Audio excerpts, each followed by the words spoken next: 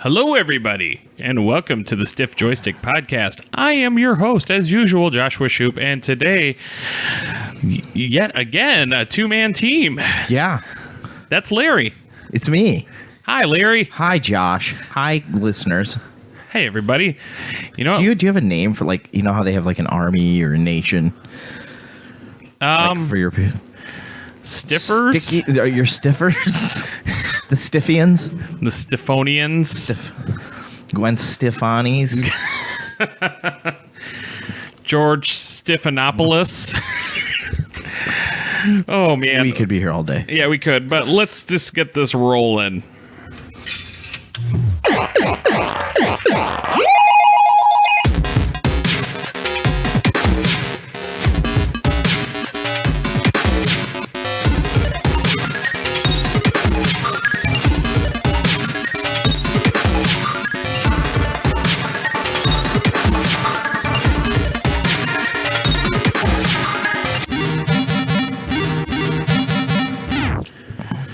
All right. So every week I say it's been a great week. You could just have the most amazing weeks. You keep compiling them week after week. You know, people are going to start to think I live a magical life. I do. Let's get that out of the way. I mean, have you seen my cats? You have amazing cats. I do. And my family's Yes. pretty cool too. Yeah. Your family's pretty cool too. We're just amazing human beings. Yeah, that's what we do. We're Trumponians. We're the best. For sure. For sure. For sure. Yeah. Hashtag sad. Yeah. Hashtag, hopefully all you folks in Florida are doing all right, because you're in the midst of a pretty nasty looking hurricane and two other hurricanes are right next to you. That's pretty scary. Yeah. So to anybody that's listening in Florida, we hope that you're doing well. The hell you doing listening to the show? Get to safety. Hey, they could be in safety right now. That's true. You know, and they might be having a group of people listening in. So thank you. Welcome. So anyways, as usual, we like to start the show off with talking about, well, what we've been up to. And it actually has been a pretty cool week for video games. And so I'm going to start it off with you, Larry. What have you been up to? Ooh, everybody's golf has got my attention right now. Mm-hmm. I am really digging that. It's just, if you don't even like, if you get bored of the golf aspect, you can go around the course, look for hidden gems and items to pick up and kart races, and I don't know. From what I'd seen, it's not like your typical Tiger Woods golf. No. It's not the it's not like your normal golf games or your sports games, we'll say. Yeah. The simulators. Which, by the way, if you set everything to its actual settings, it does a good job of simulating a game of golf. Oh, cool. But come on, tornado holes are the best. That makes it so much fun. Yes. Shooting a 20 under. Right? Well, that's the thing. Like I've said before, I love sports games that have all the wacky things that you obviously can't have in sports. Like, you know, well, you had mentioned with everybody's golf that you have, like, you can make the holes like really big or really, really small. I enjoy having that, or like having the ability to maybe, like, you get a super ability where you can knock the ball and it'll get you an automatic hole in one or something. So I'm hoping the Switch brings Mario Baseball and tennis to the console. Those are always so much fun. Oh yeah, I loved Wii Sports. Yeah, bowling specifically. Was the best. That and the baseball derby. Yeah, home run derby was a blast. I can see how TV screens were broken with that game. Oh yeah, that wall. I only ricocheted one off my screen. Did use the wristband. Yeah, I know I should have. If you look at my screen, there's this little like gouge in the plat. Like, I guess it wasn't glass or what is. I have a plasma TV. Yeah. Yeah. Back in my day, we had plasma TVs. I almost had one actually before this TV. It was given to me for free, and it was. I guess it was missing. It needed a new bulb or something. Okay. And it probably isn't cheap. No, well, that was just it. Like, we get it all set up, right? And it was a 50. It wasn't 55. It was something other, like a weird, like 57 Weird inch TV aspect ratio. Yeah, oh yeah, it was ginormous though, and she was like, "Yeah, it just needs a new bulb in it," and I'm like, "Cool, awesome." Well, we get it set up and we turn it on, and everything was not right. The lighting was all really funky, and the timing was off, and it was because of this bulb that it needed. Yeah, well, that TV, that specific model, was pretty rare, and to get a new bulb, it was like $600. Ooh. And they're like, yeah, you can replace the bulb, and then within a year it'll go out. Or a couple $100 extra you can get a TV. A new TV. Exactly. Everything's so disposable nowadays. Which is really crappy when you think about it. Yeah. You put all your money into like this TVs. I have my original, the CRTV I bought when I moved out when I was 18. Still works. Yeah, right. I mean, yeah, it's not going to be as polished looking and whatnot, and it's bulky. But the thing is they were basically old reliable. Yeah. Can't have that because you're not going to buy new things if it's reliable. Yeah, well, The only thing that has improved is cars. You maintain a car, I think the car will last you a long time. Oh, good Lord, the dragon's milk blew fire in your mouth, didn't it? Oh. I could feel like that. Did you get the lump? The bubble right there in the middle of my chest. So much. It's like passing. It's like trying to give birth through your mouth. Oh, it's gonna sting for a while too. Yeah, because I was about to say something too, and all of a sudden that came up, and it wasn't a burp. But No, I knew exactly what happened. oh, that hurts so much. Anyways, I was gonna say, yeah, I remember hearing a story about some guy who had a car. He took it in for all of its maintenance and just took care of it. And over the road salesman type guy put 1 million miles into a car, and the company, I think it was like a Ford. I'm not a car guy, Right. but the type of car it was, the maker gave him a brand new car because they're like, well, you drove our car for 1 million miles. That's good advertising for us. exactly. And hey, we're gonna give you a brand new car for free. Crazy thing is, the guy was like, that's cool. I'm going to keep driving this car, though, because it's still going. Yeah, if you put regular maintenance into your car, and yes, that can be costly, but down the road, and you'll have that thing for at least 200,000 miles. Or more. Or 1 million. Yeah, exactly. Well, anyway, so... This is not car talk. We're not the muffler podcast where we talk about mufflers. Freudian slip. So everyone's golf. And it's been amazing from the sounds of it. Yeah, it's a lot of fun. I mean, it's cheap too. It's $40 for a brand new game. That's pretty probably good. Find it even cheaper some places. I don't know. And then I went and tried to play the Call of Duty demo. It's done. The beta's over. Yeah, that was a little bit of a surprise. So I got 10 minutes of whole total gameplay on that, and I did about how I expected. Die. Yeah, admittedly, when that game comes out, I'll try the multiplayer. That's where it's at, man. It depends on how the multiplayer ends up being. If they have it like Ghosts, then I'll be all over it. That'll be fine. But admittedly, I'm more in it, I think, for the campaign, which is something most people who play Call of Duty don't say. Honestly, I'm trying to think if I've played any campaign of those types of games, and not since maybe Modern Warfare 2. Yeah. Well, it's fun because that's how you get the idea of how to play the game and all the gadgets that you will inevitably get in the multiplayer. So if you really don't know how to use, like, you can call it an airstrike. If you get it, you're like, oh, I don't know what this is.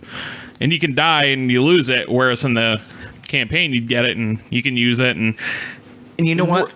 Props to them for keeping that in.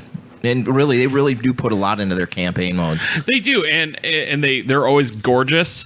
Yes, the story is usually pretty lackluster. Yeah, they're not screenwriters. Yeah, I just like the idea of going in and I'm not dying every 3 seconds. Yes, that can be frustrating. I get used to it.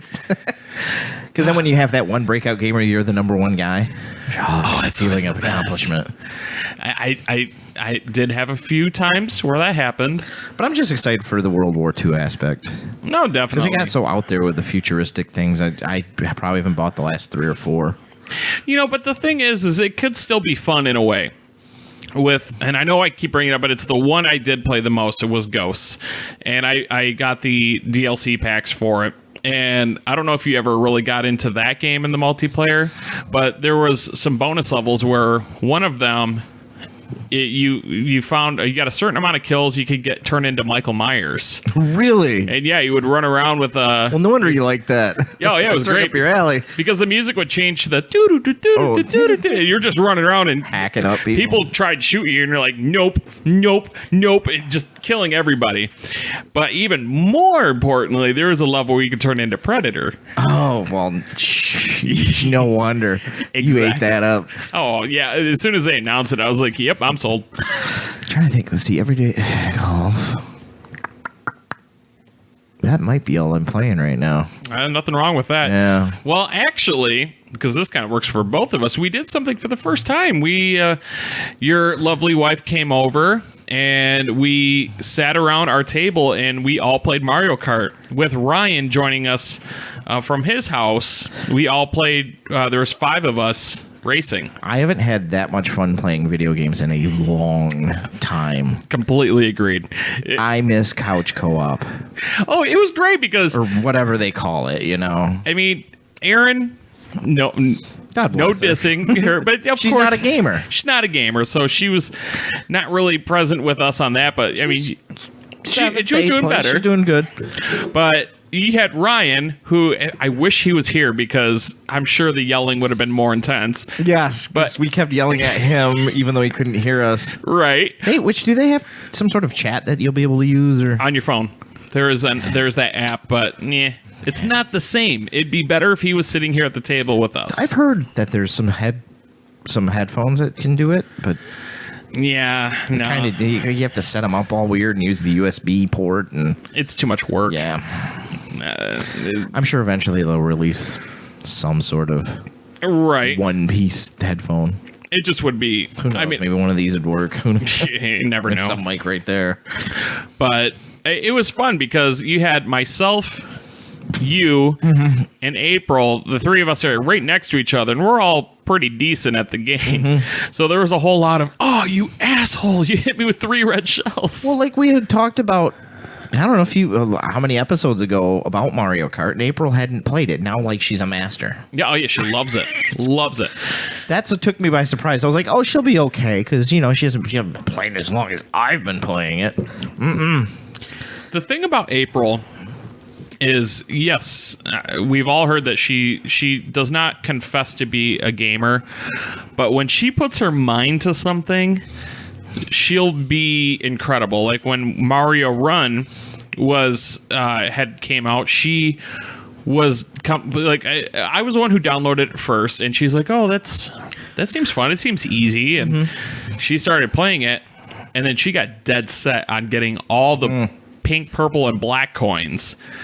And before I knew it, it wasn't that long, 2-3 weeks, and she had them all. Wow. It was like, damn, girl. And then she maxed out her toads. And so when she puts her mind to a game or to anything, she'll be amazing. And Mario Kart was no different. Yeah, it was a lot of fun.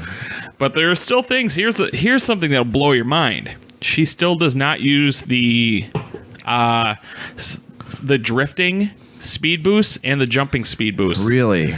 She was doing that well without using those. Wow. She would. Well, don't tell her because she'd smoke all of us. I did tell her. I'm like, actually, a while back, I'm like, hey, you never do this. Why not? She's like, I didn't know you could. Oh, wow. Never mind. Yeah. So, yeah, we all got together. We played that for a bit, and it was a blast. Yeah. Switch is worth it. I was a little nervous.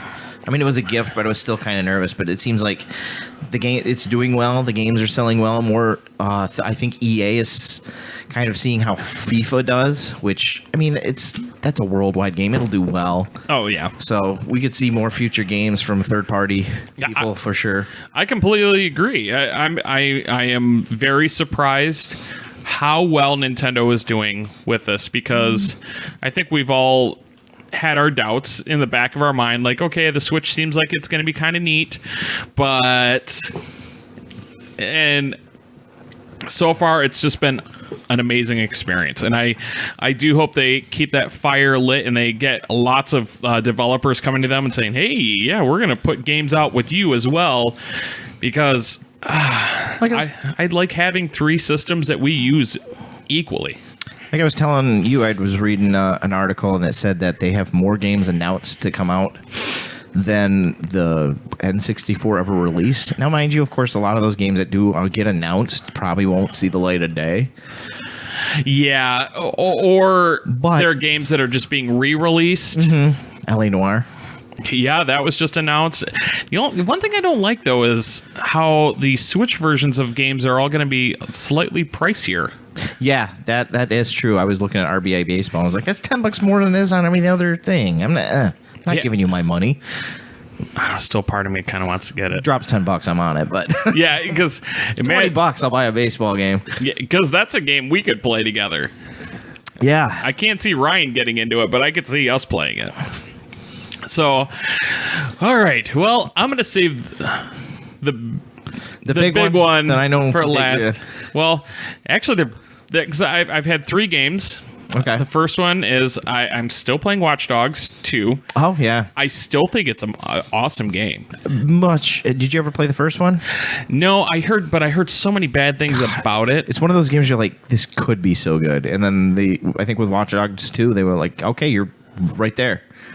Yeah, and that's the thing. Like, I thought the first, 45 minutes of the game was pretty dull because it's like a tutorial. Like, this is how you play the game, and it felt kind of dull to me. But once you get released into the open world, it's just amazing. I like the PvE aspects of it, and the little PvP things that happen. You don't have to do them. No, but you kind of do. I'm like, oh, this is good, because it kind of is a break from the regular gameplay.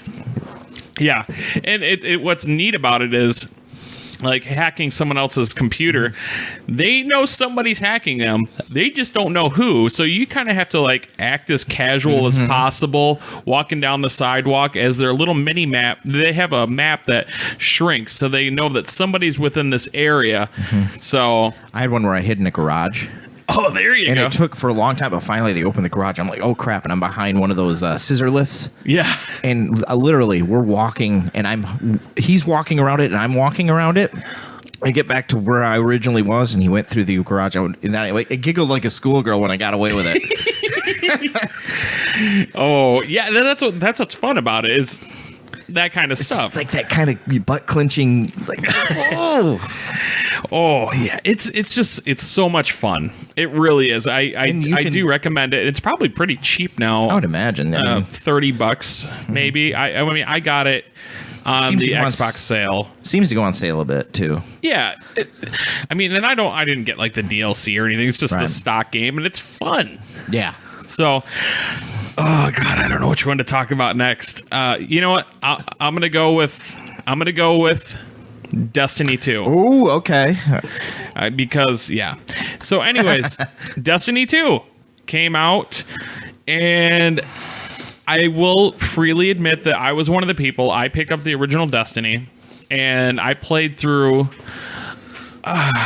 probably about 3/4 of the game. And I mean, I had a lot of issues in the beginning of the game, and I felt like maybe those will fix themselves as the game is going on, and it never did. I felt like I was constantly doing the same thing over and over and over and over, and it just got dull. I did not like the voice acting. There was no story. I mean, these are the complaints that everybody had. You've heard them before. I'm just expressing that's how I felt, much like most people. Now, to my understanding, it did get better when the DLC was coming out. And that's cool, but I think a lot of people, it was too little too late. Yep. So now here we are. Of course, Destiny 2 is out. And it starts off at the very end of what Destiny 1 was. You're being attacked. and I don't want to say too much about the game as far as story and whatnot, but I do want to say there is a story. It's there. It's like I don't know how far in the game I am because I'm not using any guides or anything. I do know that the max level is 20 right now, and I'm like level 12, I think. Oh wow. Yeah, it's my gear levels. I don't know what the max is right now for anybody, but it doesn't matter because the thing is I'm just having so much fun with this game. It's everything I think I wanted from the first game now. And honestly, everybody that I've seen their reviews of how with their experience at the game, everybody's feeling the same way about it. It's just a fun experience. I think I'm gonna get it when I come back from vacation. Yeah, that'd be awesome because I know you have it, Ryan has it, my cousin has it. Right. Now, I don't know if Ryan has started playing it yet. He's been a pretty busy fella. Yeah. But he watched me play a little bit of it, and he was pretty on board. I was too when I saw you play, and I was like, ooh, yeah. Well, and Ryan didn't even get to see action. You got to see at least, like, I was in the middle of what was it? You were looking for something. It was a. I was on Titan, and some sort of thing you said that pops up. Oh yeah. One of the events. Yeah. And I just missed one. So that's a really cool idea. Yeah, just every 15 minutes something an event pops happens, up, and then you can just go there and everybody just kind of works together. And the more people you have show up, it might turn into a heroic event, but it's manageable.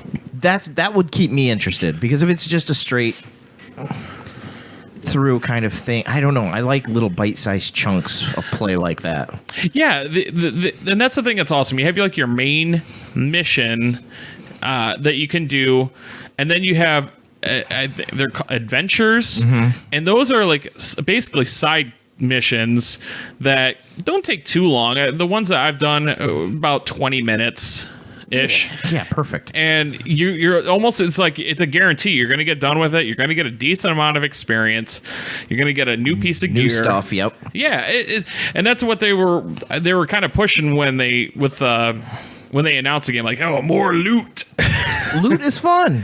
Yeah, because it's fun to get a new gun and be like, oh, this one's. I worked hard. Give me and then you earned a thing. Right, and. When I played the original Destiny, I tried doing the Crucible, which is the PvP. I tried that. I gave it a bit of time, and I just couldn't get into it. It was too much for me. But I've been doing it here and there on Destiny 2, and I've had a blast with it. And normally PvP, I'm like, Yeah. I mean, don't get me wrong. I've had moments where I'd get my ass kicked, but it's still fun. So. Yeah, seriously, if anybody who's listening to this has been on the fence for Destiny 2, my recommendation, at the very least, maybe go to a Redbox and rent it and just give it a good 5 hours of play and see where you're at, because maybe at first you'll be like, I don't know, is it going to be the same old? Because I felt that way. But the more I played it, the more I'm like, oh, I can't wait to come back home and play it. I keep forgetting that that's an option, Redbox. Or there's GameFly and just to be able to, just to test it out before you sink the money into it. Right. Well, and especially because, I mean, I've always been the type that if someone wants to borrow a game, I've been cool with it. But now I'm doing digital only. So yeah, I'm mostly digital. Obviously with the Switch, I'm going physical, which is cool because you and Ryan have games. Or Switches as well. So like I would I'm gonna be going on vacation here. I want you to try Splatoon while I'm gone. Yeah, because I think you'll love that game. Oh, I bet Garrett would love that game. Oh yeah. But actually, I just thought I'm a big dummy. You could try the Destiny from your house. All I'd have to do is log on and do I think it's Game Share on my PS4, and then you can play it at your house. Oh really? Yeah, I think you'd only have one, you and Ryan. No. That's different. There's the sharing option where basically I start the game on mine. Oh, that's right. Yeah, and then I can basically send it over to you and you play. Okay, to try it. So I mean, I'm gonna get the game. Because if I know a few people have it, a game like that. Well, yeah, and when you pick up a multiplayer game, I think most of us, our first thing is, well, do I have a lot of friends that have it and are going to play it as well? Because, I mean, granted, yes, I've been saying how much I'm having fun playing by myself. So, knowing that the single player aspect is fun already, more than likely the PV or working together will also be as equally fun, because we can be in a group and do missions together. Yeah, see that's what I'm talking about right there. And it's great because you can just drop right in anytime. You can just come in, drop in into my group, or you could be doing your thing, and I can drop into your game and just start killing things. Hey, who just died in front of us? Larry. Oh, okay. Larry, don't do that. Well, that's me. No, you're not supposed to sniff their butts. No, you know what my thing is? Throwing grenades, hitting something, and having it land right on me. That's my thing. That's my secret move. I've done it so many. Where I hit like the overhead of a doorway and it just comes bouncing right back at me. Yep. I meant to kill myself. Yeah. I'm pulling a Kurt Cobain. What? Actually, the grenade I have, I think you would love. Yeah. It's a sticky grenade. At least it would stick to the doorway and I can walk away. Well, no, it doesn't stick to a doorway. It just sticks to a. See, so it would just stick to me. Exactly. Get it off of me. No, see, in mine, like you throw it and it sticks to somebody, and then it explodes twice. Oh, really? Yeah, that's dope. So, I mean, if I run into a room and I see like a bunch of them kind of bundled together, first thing I do is I'll throw the grenade and hit one of them. That way I can get the double explosion, so I can just kind of run in. And honestly, some of the people a few people have watched me play on Twitch. My favorite thing to do in the game is I Falcon punch everybody. Yeah, that works effectively well too. Yeah, I love that about this game. The melee is actually like quite strong. I'll just run in, just bam, bam, bam, punch everybody. It's probably the best weapon you got. More than likely, and I'm playing as a Titan, so I think that probably changes for what you are. Well, yeah, because you have the Titan, the Hunter, and the Warlock. Now, I'm not going to pretend like I know the big differences between the classes. I don't. I had, when I got the game, I was like, okay, what's probably one of the most balanced for a person really not 100% sure where they are? And the first thing I read was, play as a Titan because Warlocks are squishy. So I'm like, okay, because I had thought about doing a Hunter, but then I'd read if you plan on playing with other people, a Titan is probably one of the better guys to play with. Okay. Get used to the game. So, I mean, I'm having so much fun with the game, though, and I know that people that do love the game, they end up playing all three classes. Oh, cool. So, who knows? I might get to the end game and just decide, I'm going to try one of these other guys, because why not? All right. Yes. The one I've been waiting for. Yes. Like, it was hard to pick, but I think everybody that's maybe been here since day one, they kind of know that we kind of love Life is Strange. Oh, I was gonna say it was Madden 18. Everybody knows Josh loves Madden 18. Where's Calvin Johnson? Damn it! No, but yeah, Life is Strange. Of course, my Storm. brother loves that game too. Yes, I got the game. The deluxe version, which I'm gonna say right now, you don't need to buy the deluxe because you get the outfits, which is cool, but you will get a fourth chapter that is supposed to involve Max and Chloe. How much is the price difference? It's not that much. Not much. I think it's something like $5 or something. And if you're gonna get a whole nother chapter for Max and Chloe, by the way, fucking do it. And you're supporting the studio making it. Exactly. Which is a smaller studio. Yes. So I gotta say, okay, it's the first chapter that's released, and I read online they're looking at about 6 to 8 weeks between chapters. Oh, dude, yeah, because I'm about to say you probably polished that off and I did it in one sitting. Yeah. Oh, now you gotta wait like 2 months to. Yep, they're saying presumably end of October. Okay, so it's almost like you should have held off. I know. So you can just binge play it. All right. You can't help yourself, though. Oh, hell no. First and foremost, I want to say, yes, we have clearly expressed on this podcast that we loved Life is Strange, the original game. It's I think it's in my top. I thought you top said 10. Your game of the It was my game of the year, of the quote year unquote. that you play. Not the year it came out, but the year you played it. Right, and that would have been this year. Yeah, it's easily. but is this one going to knock that off?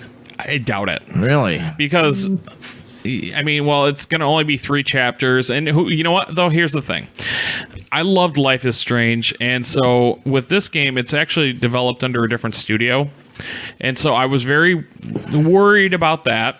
And from what I understand, there was some kind of issue with I don't know if it was strikes or something to do with the voice acting guilds. Yeah, there was a voice actor strike earlier in the year, I believe. Yes.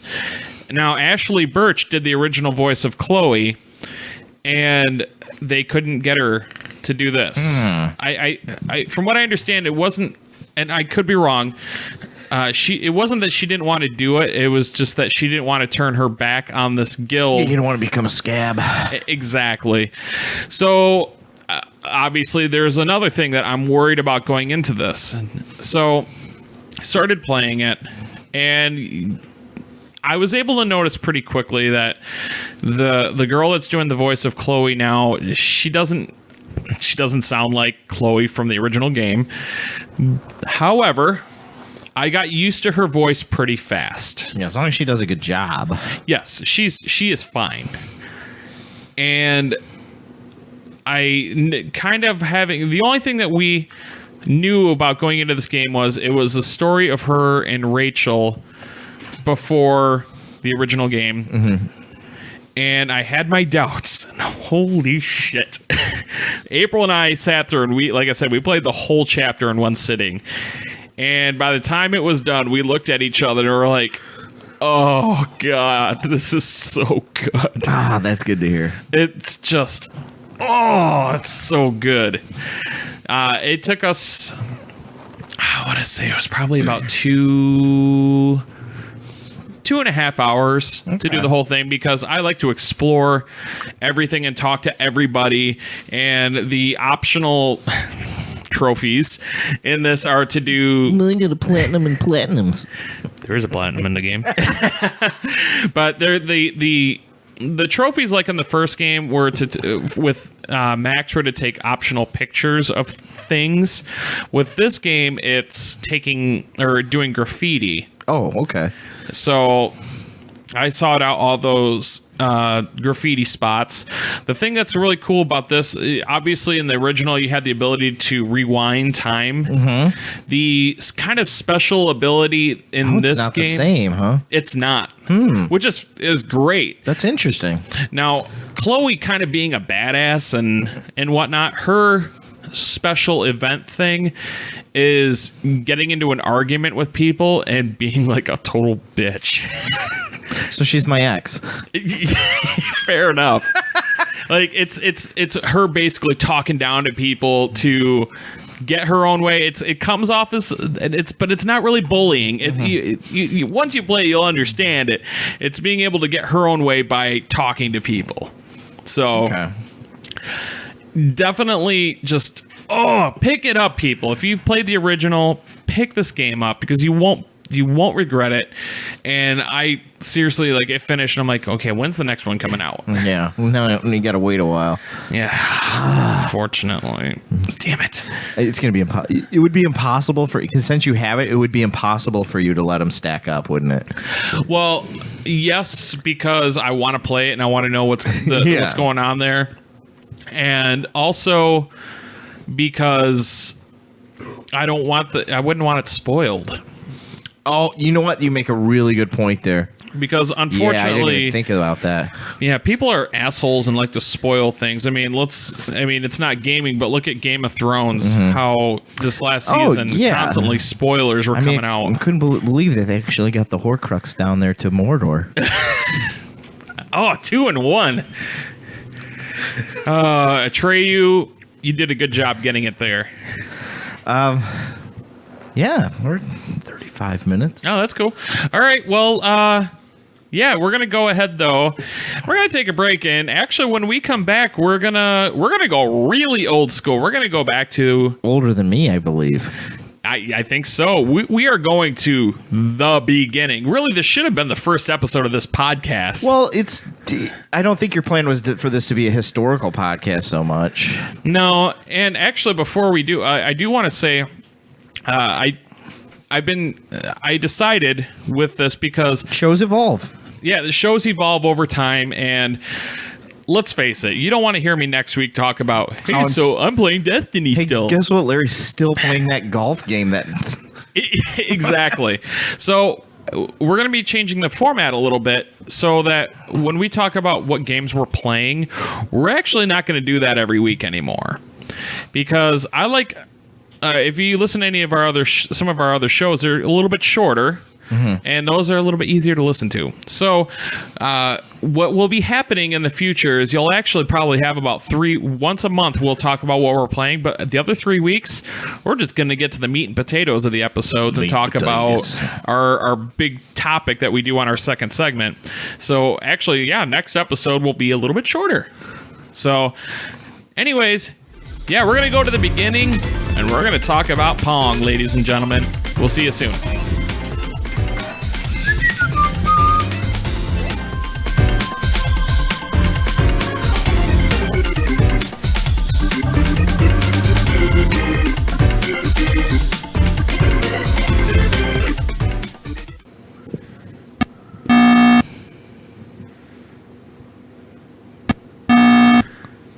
This is a test.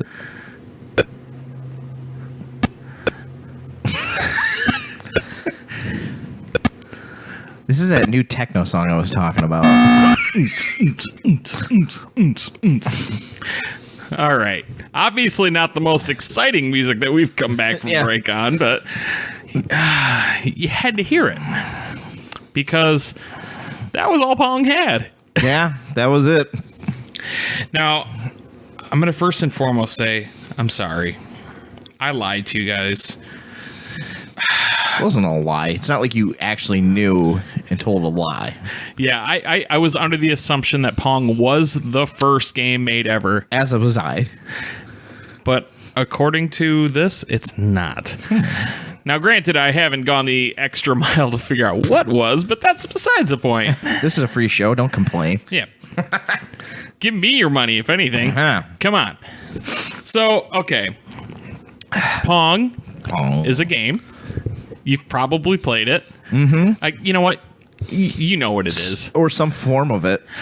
Yeah, that's the thing. There's so many variations of Pong over the years. I mean, we'll get there, yeah. We'll get there.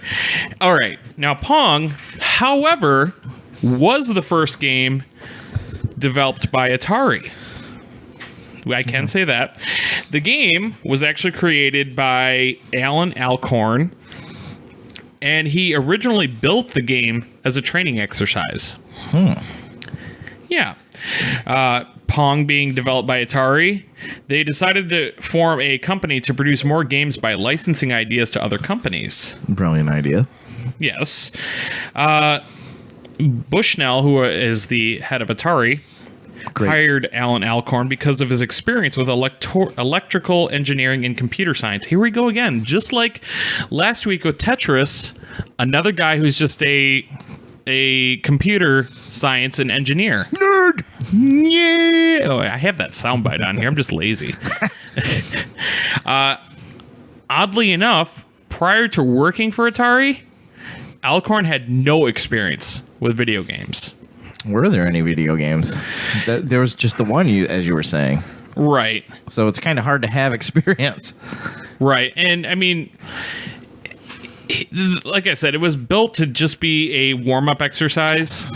The game was inspired by previous versions of electronic tennis that Bushnell had played before. Bushnell played a version on a PDP-1 computer in 1964. What? Yeah. Now, 64. Wow, that's like that predates the Vietnam War, the Summer of Love, hippies, Jimi Hendrix.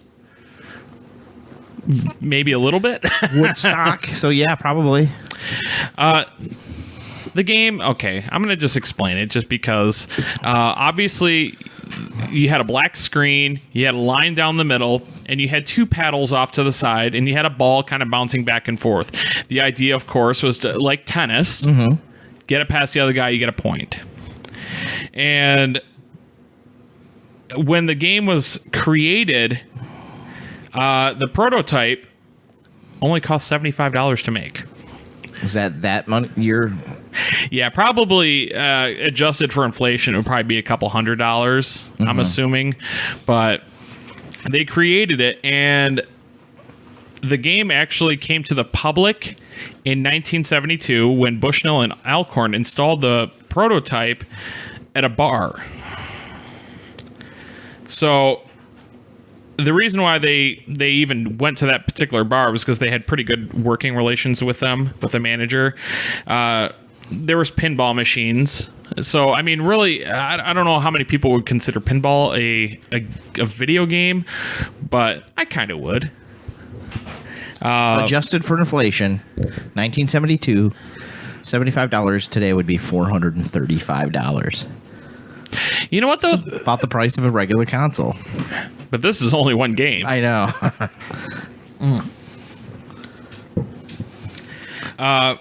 They installed it in this bar, and it did well. So it makes sense.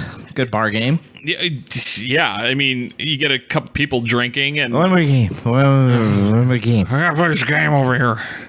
I like bouncing balls. Alrighty. Now, after hearing about the game's success, though, Bushnell decided there would be more profit for Atari to manufacture the game rather than license it. So then they started thinking about a potential home version of the game.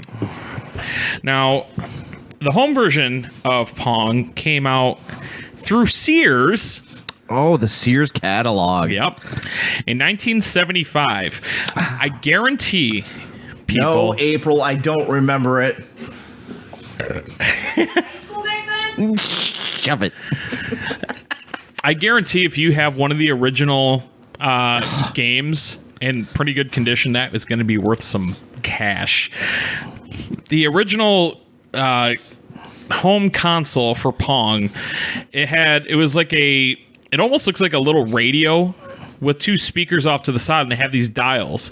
Because obviously back then, we didn't have typical controllers you could just press up and down. What made this interesting was you had these dials that you would turn to go... Surprisingly cheap. Really? $30 eBay, $40 eBay. Is it the original, though? Atari Super Pong with 4 games, $460. Oh, yeah. It's a like this one. Is this the one you're talking about? Let me see it. No. Okay. No, the original. Maybe I can type. Okay. The original, I'll look for that.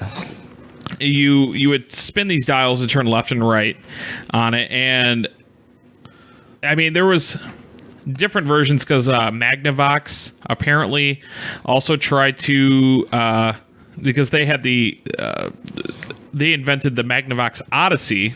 Oh, the Odyssey! I kind of remember. Well, I mean, I remember hearing about it. It inspired the Pong development. Okay. So I don't want to go, I guess, too much into the history because there is quite a bit, and yeah. But over the years, many people have tried. They have copied the idea because it's a simple idea, and it's like Tetris. Beautiful in its simplicity. It's extremely simple. And I guarantee somebody who's who wants to get into the gaming industry, they probably try to develop their own version of Pong because it's got to be simple. Yeah, a couple of lines of code, if anything. Well, you look at like Brick Breaker games, right? Oddly enough, when the game was coming out, the game was actually earning about $40 a day. Which again, we know that how much that inflation is for. It's at least a couple $100 a day, right? In '73, the company actually had filled $2,500 orders. Wow! And by the end of '74, sold more than 8,000 units. That's pretty darn good. That's money in your piggy bank. Considering no one knew what the hell video games were. Right. Now, obviously, it's spawned a lot of sequels, remakes, games like Ultra Pong, Pin Pong, Puppy Pong. Aww. But sounds cute. Right? Or if it's fuzzy. Or horrific. Well, yeah, I mean... You bouncing a dog back and forth between paddles. Poor Dachshund. Now, of course, it's appeared in all sorts of, it was in That 70s Show, naturally. Mm-hmm. Yep. King of the Hill, Saturday Night Live. Yes. It just pops up everywhere. Yeah, pop culture, baby. Yeah. It also inspired games like... that the game I talked about a couple weeks ago, not Breakout, the game where you have your paddle, you bounce a ball, you hit the platforms and you destroy them and you get the power-ups. And I mean, obviously this isn't the most exciting because it's the beginning, but this game, I mean, this is something that everybody, I think a lot of your favorite developers now, they probably played this game when it came out. They were playing games like Pong and Tetris and the classics. Space Invaders. Oh yeah. So there's a lot of history behind them, but it's also kind of boring. So yeah. But I felt like it's something that's very important for us because in 45 years, 45. Think about that for just a second. We went from a game where you're bouncing a ball between two paddles with the most simple sound effects ever to Destiny 2. Yeah. I can't even begin to think of, like, if you could have a time machine and go back in time to these people and say, hey, this is where we're going to be in 45 years. They would commit Harry. Do Americans do that? They would. They would have. Like, this is Japanese game. Oh, wait, they're not American. Japanese. We're not Japanese, but we're going to do it anyways. We're going to pull a Kurt Cobain. Wait, he's not born yet, right? No, nope. He is. Yeah. He's like 5. Yeah, he probably played Pong. So yeah. there you go. Pong leads to suicide. It leads to you joining a band and then committing suicide. I mean, after making millions of dollars, but then you meet and marry Courtney Love. Yeah. She was the right paddle. Well. So, I mean, do you have any do you have any memories of playing the game? I had a friend who had the Atari version. It had the controller was just a dial. Right. Yeah. Yeah, I remember playing that.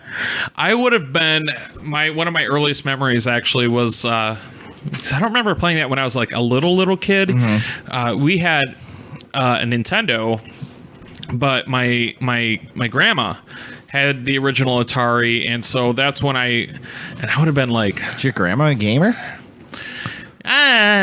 Sometimes. That's crazy. She likes casino games because she likes to go to the casino. So does my mom. Yeah, that was her thing. But I mean, she had the Atari 2600 games like Pitfall, which was probably my favorite. Pitfall was amazing. And actually, one of my favorites from the Atari 2600 was the fishing game. Really? Oddly enough, I love that game. So, but I do remember she had a Pong, and even at the time, like I remember them even saying to me, like, "Oh, this is like the first video game ever made," and that would have been about 9 years old, 10 years old. So here we are. It's the middle of the 90s, and like PlayStation's about to come out. Yeah, and, that's crazy. We're playing Super Nintendo at the time. PlayStation just turned 21 years old. Yeah, actually, the week that PlayStation can drink now. That's true. Which is a crazy thought, too, because I remember when the PlayStation did come out. I remember when I bought it. I got mine for Christmas. Did you? Yeah, because, my brother originally, he worked at a gas station, saved up his money to buy the PS1, and So I remember us playing games like the original Twisted Metal. Oh yeah, that was a lot of fun. Jet Moto, and he got Final Fantasy VII for Christmas, which actually that game just turned 20 this week as well. Only Final Fantasy game I've beaten beginning to end. Really? Yeah. Yeah. Well, I played other ones and it just didn't compare to it. 7 is just. I know it's now we're at a point where people think it's cool to hate Final Fantasy VII. I don't quite understand it because I think it's an amazing game, but they're like, "Oh, Final Fantasy VI is better." I'm like, you know what? I fucking love Final Fantasy VI, and I'm gonna say you're still full of shit because it's still it's a very different game, and. Honestly, I love that whole middle area. Like Final Fantasy 6 through 10, I think are the best ones. Because they released them on mobile. 7 is one of them that they released on mobile, and I tried going back and playing it. Yeah. Did they do 7 on mobile? Pretty sure they did. I know they did 6. Maybe it was 6. No, 7, I swear. No, I'm almost... Maybe they released... Did they release 7 on, like... the PlayStation Store? Oh yeah, 7's released on everything. Then that's what I did, and I tried going back and playing it. It's just, it's hard to go back. At least for me. I have done it because for a long time, you had Final Fantasy VII, the PS1 classic version. I think that's what I bought, yeah. Yeah, they had that, and you could download it. But they also, this past year, they re-released the PC version of Final Fantasy VII on PS4, and they added things like to the game that you can basically you can cheat your way. Like you can make it so the speed is way faster, get through battles. You can make it so you have infinite health and limit bars and all sorts of stuff. So that way, if you want to play the game and enjoy the story, you can just kind of cruise through all the battles. The story was part of what made it good. Oh yeah, the story was easily. I mean, we go from Pong to Final Fantasy VII. That's okay though, because that's what we do. We love talking about video games. Yeah. So. Anyways, did you have anything else you wanted to add to Pong? I'm sorry, folks. I don't have too much for this. No, I just when I brought it up to me, it was just one of those. It's the building block, so to speak. That because we had talked about Tetris, I was like, oh, another building block to what we got now is Pong. Without that, we wouldn't be where we are. Yeah, simple as that. I mean, I could talk for 3 hours on Metal Gear, but. This is it's the beginning. The original Metal Gear. Oh, I played the crap out of that. God, yeah, I love Metal Gear. I'm actually getting goosebumps thinking about the original one. Yeah. There's I could sit here and throw out games I want to talk about in the future, but who wants to hear that? Well, yeah, you know what? That's like I said in the first segment. Maybe listeners would like to throw games out they'd like to hear us talk about. Yeah, by all means, throw ideas at me. I know a couple of you guys that listen to every show. Takes the workload away from us when we don't have to think. Yeah, right. The funnest episodes for me are the ones that I have to do very minimal research because I played the game so much. So if someone were to be like, "Hey, dude, you guys should do a episode on Final Fantasy VI," I can be like, "Shit, I don't need no wiki for that." Well, you know what, ladies and gentlemen, it's okay. There's another episode next week. Yeah. And which I will gladly listen to when I'm on vacation. They'll give me a little taste of home. That's true. That is very true. Larry's going to be leaving us for a week. 2 weeks. Well, 10 days. Basically 2 weeks. Yeah. But you know what? There's a well-deserved vacation. Yeah, I need one of those. But you know what? There's if this episode didn't quite quench your thirst for the Beer City Media conglomerate, there's other shows you can listen to. Indeed, you could listen to, perhaps, the EFIS. EFISpodcast.net for baseball history. And if you're into history of the wrestling type, you can, of course, go to the Potty Slam podcast. That's stories from the locker room and beyond. Welcome, new listeners. We've exploded for some odd reason. Triple. It's insane. Yeah, seriously, if anybody who listens to that listens to this. Triple, not even triple. It's been A number I can't even come up with. I don't know what 6 is, but sextupled. Seriously, if anybody's been like plugging the show in stuff, like seriously, thank you, because that's so much, so awesome. Yeah, Potty Slam is amazing. You should go check that out. But there's another show you can find us on. And if you like conspiracy theories or cryptid type things, unsolved type stuff of that nature. Well, I'm really slaughtering this. Sorry, Ryan. Conspiracy Therapy. You can catch that on Podomatic and Facebook and Twitter. And of course, you're listening to the Stiff Joystick Podcast right now. How else did you get here, you dum-dum? That, of course, this is on Facebook, Twitter, and SoundCloud. And you know what? Like we said earlier, by all means, if you guys want us to talk about a specific game or a specific topic, I mean, I've done it before when we talked about... When I had my episode with Bryant, that was a listener suggestion. Oh, really? Throw them at me. It's awesome. And, you know, we'll tackle it because that's what we do. So anyways, let's go ahead and let's close this down.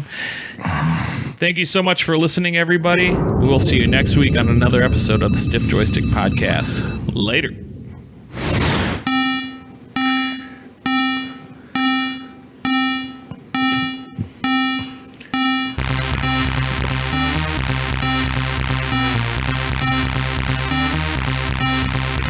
Pong.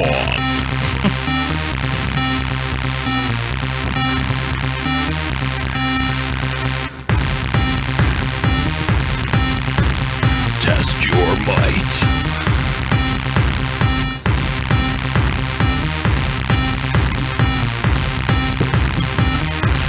Mortal Kombat! Oh, wait, wrong game.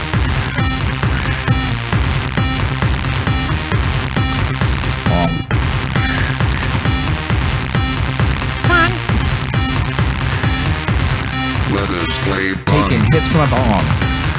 Playing my Pong. Playing with my dong. All night long. Singing a song. Not from Hong Kong. Not for very long. Paddle, paddle, paddle, paddle, paddle, paddle. Go! Go!